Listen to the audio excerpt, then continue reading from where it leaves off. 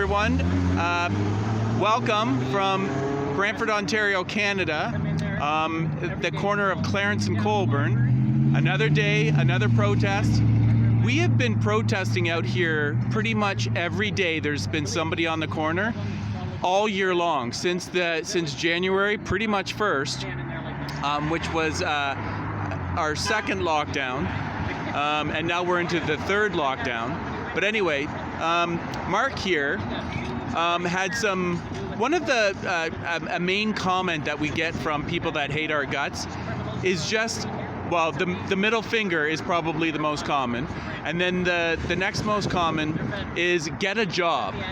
And Mark here had some wisdom when it came time to the behind the scenes, or where does get a job come from?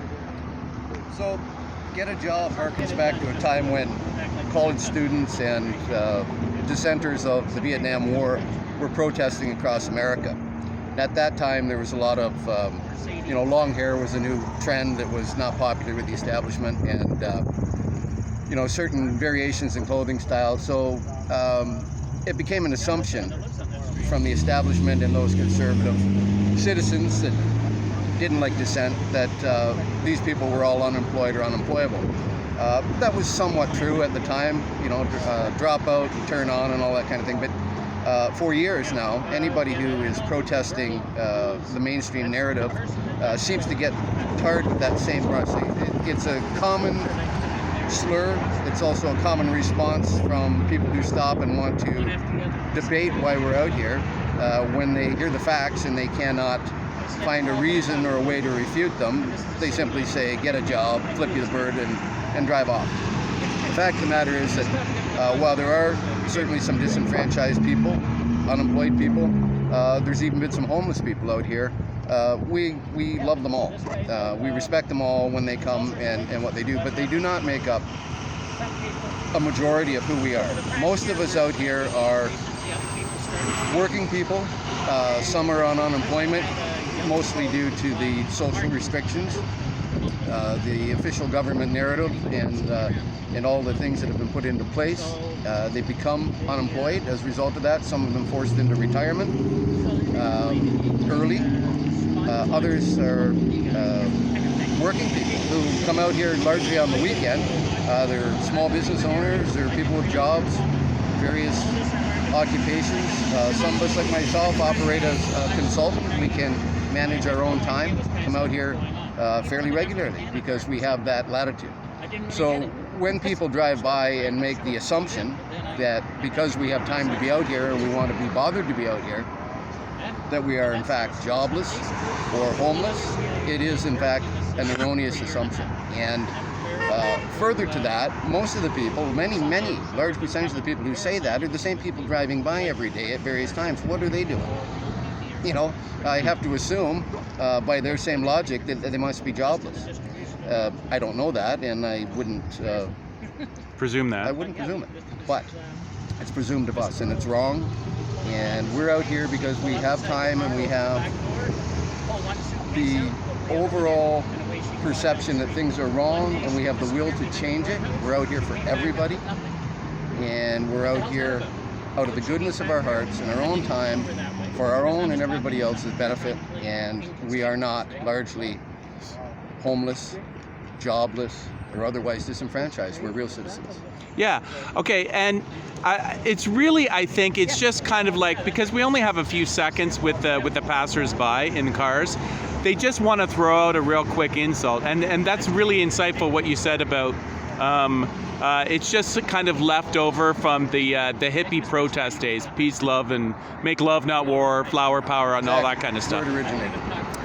But one thing I would like to add myself about, and let me hear what you think about this, everyone at every level needs to fight back against this thing. Homeless junkie on the street, or CEO of a multinational corporation, and everywhere, every level in between. Everybody should be fighting out against this at every single level. So the fact that we have that people who are protesting this from all levels, that just seems to me like a good thing. Absolutely. Yeah. Absolutely. Freedom, as a principle of existence, is for everybody. And when it's gone, you no longer have the ability to fight. When freedom is taken at a rudimentary level, a fundamental level, then there is no way, economically, militarily, any other way, available to you, at least no easy way, to get it back. And history is repeating itself right here, right now in our time. In the supposed freest country in the world, for years Canadians said, we're so lucky to be Canadian. We're so lucky, we have so much space. And the reality is that since World War II, Canadians, largely, comparatively, have had it very, very good in the world.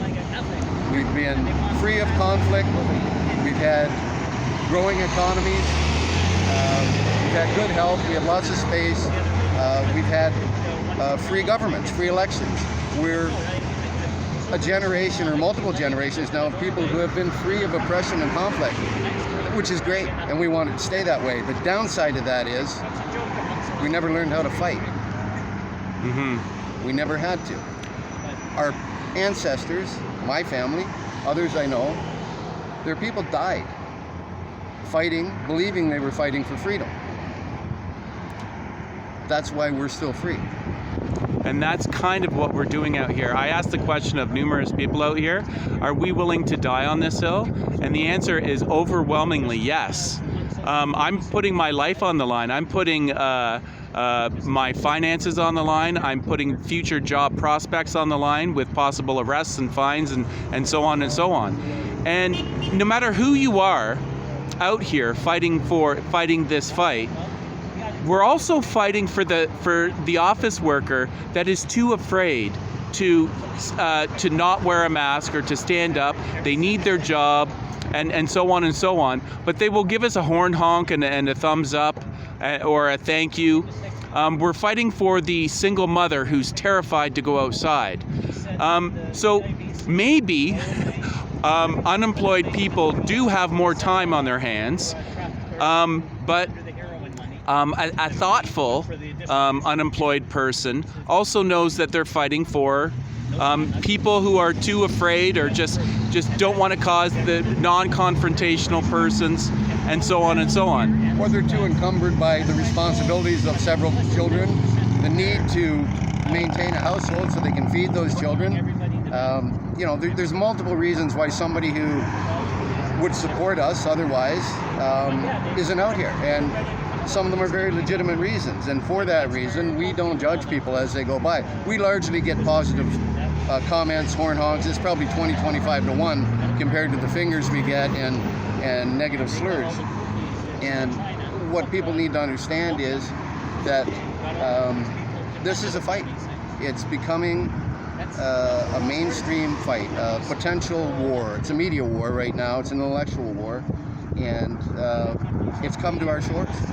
And so just because an individual or group of individuals is still a little too comfortable to feel that sense of need, look back on Germany.